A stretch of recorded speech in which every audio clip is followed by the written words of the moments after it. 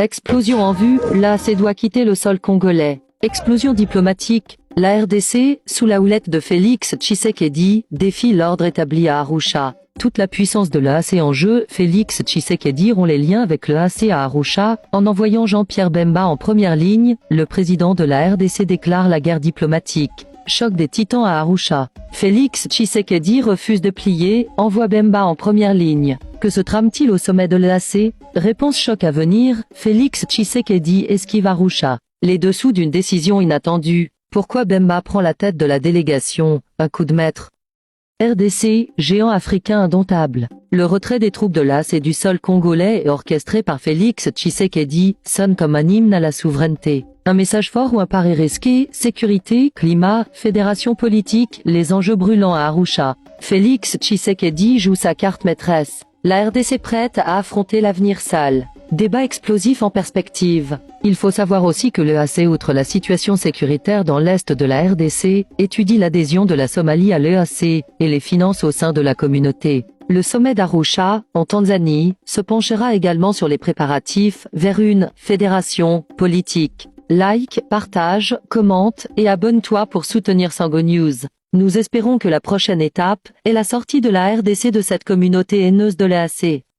C'est Sango News, Tomo Nani, Malayasi. Régional de l'EAC du territoire congolais. Les non-renouvellements du mandat semestriel pour insuffisance des résultats étaient la ligne rouge tracée par le président de la République, Félix-Antoine Tshisekedi Tshilombo. Au bout de 4 heures de discussion à huis clos, les représentants du chef de l'État congolais ont fait passer la décision souveraine de la RDC et les sommets en a pris acte.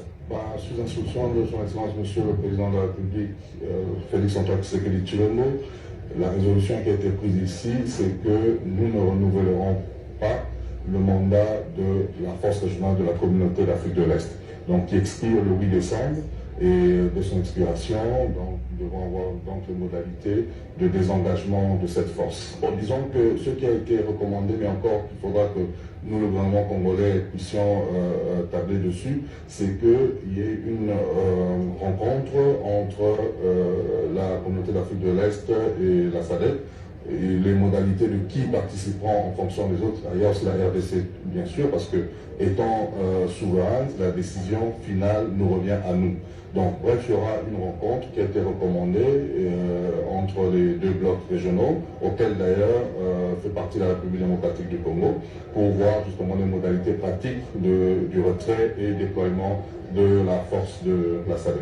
D'ici le 8 décembre, le chef d'état-major de la communauté devrait se réunir pour réfléchir sur le plan de désengagement. Entre-temps, le sommet d'Arusha a acté l'adhésion de la Somalie comme nouveau membre de l'EAC. Dans le même temps, le président du Burundi, Evariste Ndayishimiye, a cédé la présidence tournante de la communauté d'Afrique de l'Est au sud-soudanais Salva Kiir pour l'exercice 2024.